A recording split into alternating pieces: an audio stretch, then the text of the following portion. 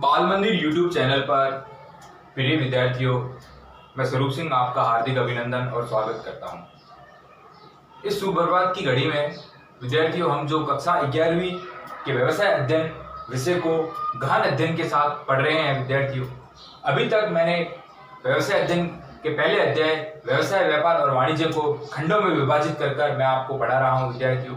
व्यवसायिक क्रियाओं को पढ़ना, व्यवसाय शब्द की उत्पत्ति, व्यवसाय की अवधारणाएं, व्यवसाय क्रियाओं को व्याख्या से पढ़ना और व्यवसाय क्रियाओं के वर्गीकरण के गत वीडियो को समझाने के पश्चात आज विद्यार्थियों मैं कुछ प्रश्न आपके सामने रखूंगा, क्योंकि जब हम प्रश्नोत्तरी करते हैं तो हमें एक आइडिया आ जाता है कि प्रश्न किस प्रकार से बनेगा और उन प्रश्नों को हमें हल कैसे करना है।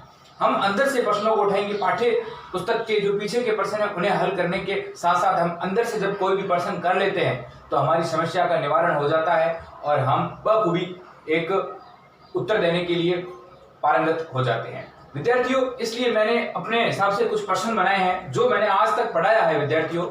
जो व्यवसायिक आर्थिक क्रियाएं हैं, जो व्यवसाय की अनार्थिक क्रियाएं हैं और व्यवसायिक क्रियाओं का जो वर्गीकरण अंतिम रूप में हमने बात की थी, जो व्यवसायिक क्रियाओं के वर्गीकरण तक के जो वीडियो जो लेक्चर आपके सामने आया था, वहां तक मैंने कुछ प्रश्न रखे हैं। ये अति लघुरात्मक प्रश्न है, इसके बाद लघुरात्मक प्रश्न भी होंगे। जहां तक हम जो जो वीडियो बनाते रहेंगे, पढ़ते रहेंगे, साथ साथ प्रश्नोत्तरी भी करवाते रहेंगे। तो आपसे भी निवेदन है कि आप अपनी कॉपी में ये प्रश्नोत्तरी कर ले, क्योंकि ऑफलाइन क्लासेस जब होगी तब आपकी एक बार कॉपी भी जांच की जाएगी विद्यार्थियों। कुछ प्रश्न जो कक्षा 11वीं के लिए आज ये प्रश्नोत्तरी आपके सामने मैं जो लाया हूं, इसे आप समझने का प्रयास करना और कॉपी में लिखने का प्रयास करना।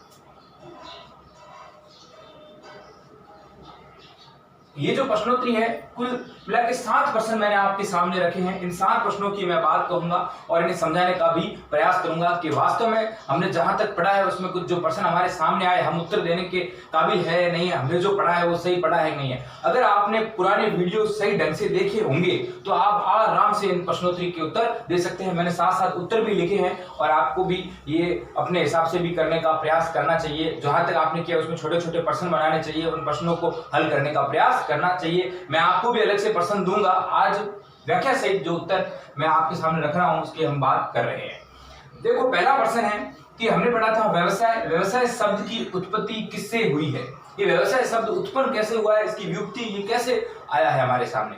तो हम कह सकते हैं कि अगर आपको याद हो तो व्यवसाय शब्द की व्युत्पत्ति व्यस्त रहने के शब्द से हुई है। किसी भी क्रिया को करना या धन कमाने के लिए जो तमाम प्रकार की आर्थिक क्रियाएं की जाती है, उसमें एक व्यक्ति व्यस्त रहता है। व्यस्त रहकर वो अपने धन का उपार्जन करता है, अपने जीवन के यापन के लिए धन का उपार्जन करता है और ऐसी आर्थिक क्रिया करता है जिसमें वो पैसा कमा सके। तो व्यवसाय शब्द की जो व्युत्पत्ति हुई है वो व्यस्त रहने के शब्द से हुई है। गौर करें विद्यार्थियों, व्यवसाय शब्द की व्युत्पत्ति किससे हुई है? व्यस्त रहने से हुई है। आप लिख सकते हैं कि व्यस्त रहने से व्यवसाय शब्द की उत्पत्ति हुई है, जिसका अर्थ होता है कि व्यस्त रहना। व्यवसाय करने वाला एक उद्यमी या एक व्यवसाय करता क्या रहता है? व्यस्त रहता है। व्यस्त रहकर वो तमाम प्रकार की आर्थिक क्रियाएं करता है जिसमें वो धन का उपार्जन करता है। गौर करें, आर्थिक क्रियाओं से आपका क्या तात्पर्य है? व्यवसाय क्रियाओं के अगर संदर्भ में मैं बात कहूं तो 2 प्रकार की क्रियाओं की बात की थी, एक तो आर्थिक क्रिया और एक अनार्थिक क्रिया। और आर्थिक क्रियाओं के अंदर जो व्यवसायिक क्रियाएं हैं और उसके भी हमने व्याख्या सहित भी बात की थी। और विभिन्न प्रकार की व्यवसायिक क्रियाओं की जो विशेषताएं थी, उसके अंदर जो पहली विशेषता एक आर्थिक क्रिया थी, उसी संदर्भ में हम बात करें कि आर्थिक क्रिया से आपका क्या तात्पर्य है। तो गौर करें, आर्थिक क्रिया अगर मैं सरल शब्दों में बता दूं कि आर्थिक क्रिया का अर्थ का मतलब धन से है। जो हम धन कमाते हैं अपने जीवन को चलाने के लिए, जो तमाम प्रकार की जो क्रियाएं की जाती है वो सब आर्थिक क्रियाओं के अंदर शामिल होती है, जिसके अंदर कहीं ना कहीं धन का अर्जन होता है। गौर करें, वे क्रियाएं जिनके द्वारा हम अपने जीवन यापन के लिए, अपने जीवन को चलाने के लिए, जीवन जीने के लिए, समाज के अंदर जब हम रहते हैं, हमारा जीवन चलाने के लिए हम धन कमाते हैं, वो सब जो क्रिया है वो आर्थिक क्रियाएं होती है। उदाहरण के तौर पर अगर मैं बात कहूं तो एक डॉक्टर के द्वारा क्लिनिक में काम करना, और भी कई उदाहरण है। एक अध्यापक के द्वारा किसी विद्यालय में जाकर पढ़ाना कर धन कमाना, एक व्यवसायी के द्वारा दुकान चलाकर धन कमाना, एक पेशेवर किसी चार्टर्ड अकाउंटेंट के द्वारा प्रोफेशनल अपनी ऑफिस लगाकर फीस के माध्यम से धन कमाना। ये तमाम प्रकार की जो क्रिया है ये सब आर्थिक क्रियाओं के अंदर सम्मिलित रहती है। और आप लिख सकते हैं कि वे क्रियाएं जो अपने जीवन यापन के लिए, अपने जीवन को चलाने के लिए जो की जाती है और उसमें धन कमाया जाता है, वे सब आर्थिक क्रियाएं होती है। अनार्थिक क्रिया इसका उल्टा हो जाएगा कि वे तमाम प्रकार की क्रिया जिसमें धन की उपलब्धता प्रदान नहीं होती है, वो अनार्थिक क्रिया होती है। अब अनार्थिक क्रियाओं में सवाल बनता है कि अनार्थिक क्रियाओं का उदाहरण क्या है?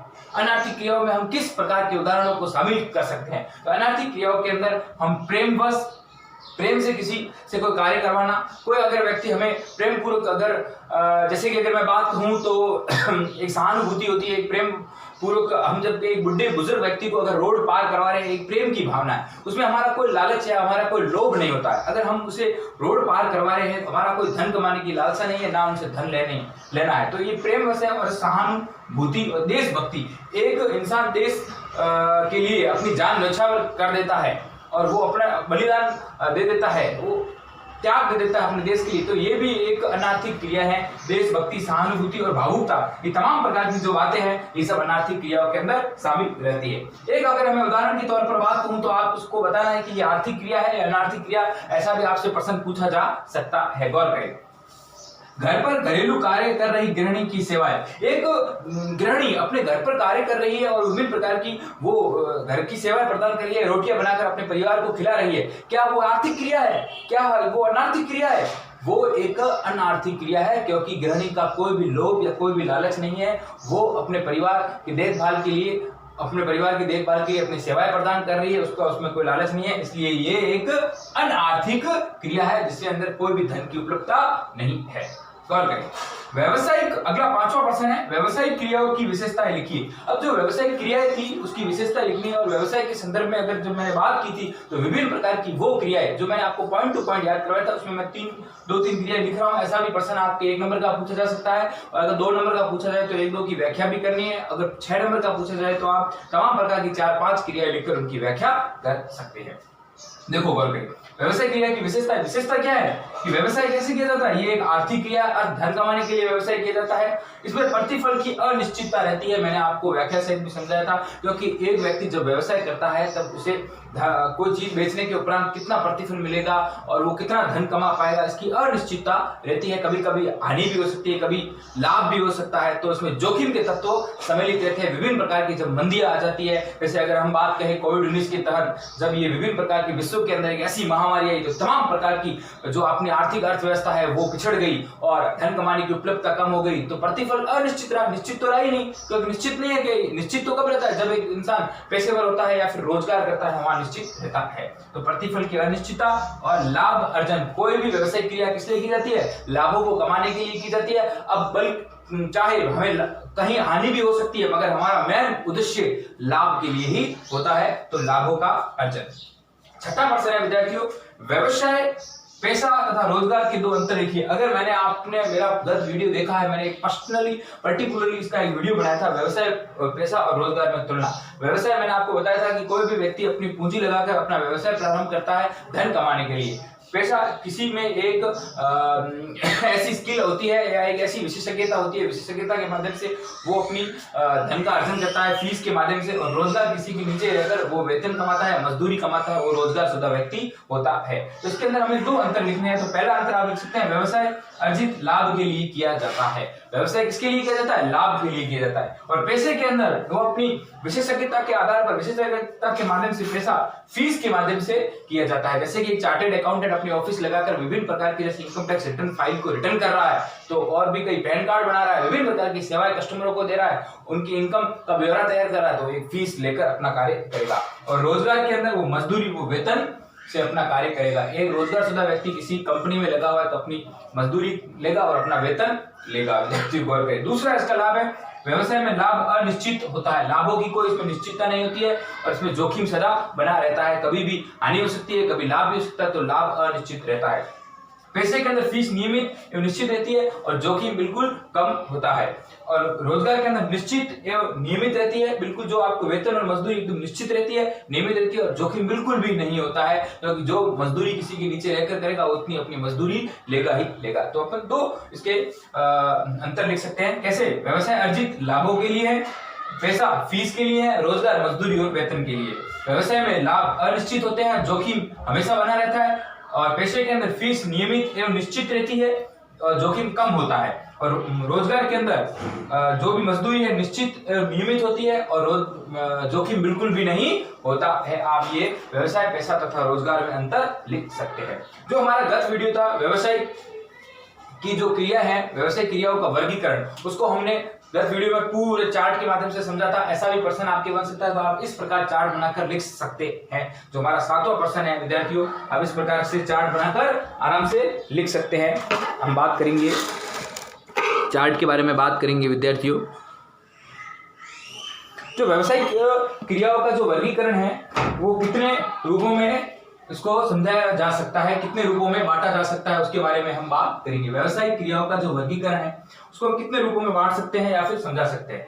तो व्यवसायिक क्रियाओं के वर्गीकरण को मैंने 2 रूपों में बांटने का प्रयास किया था, एक उद्योग के रूप में और एक वाणिज्य के रूप में। उद्योग का मतलब इंडस्ट्री होता है जो किसी भी चीज का उत्पादन करते हैं या फिर उसकी प्रक्रिया होती है, और वाणिज्य से तात्पर्य, वाणिज्य का मतलब कॉमर्स, जिसका तात्पर्य है कि कोई भी चीज जो उत्पादित हो गई है अब उसे मार्केट के अंदर हम कैसे उतारेंगे, उसका संभरण कैसे करेंगे, कलेक्शन कैसे करेंगे, फिर उसको बेचेंगे कैसे, उसका वितरण कैसे करेंगे, वो तमाम प्रकार की चीजें वाणिज्य के अंदर शामिल की गई थी। अब विद्यार्थियों देखिए, व्यवसायिक क्रियाओं के वर्गीकरण को हम कितने रूपों में बांट सकते हैं।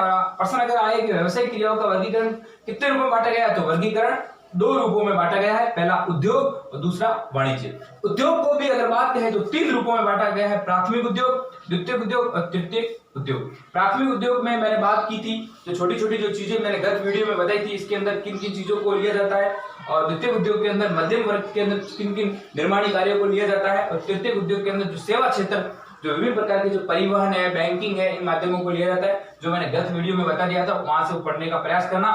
तो प्राथमिक उद्योग को भी 2 रूपों में बांटा जाता है, एक निष्कर्षण और एक जननी।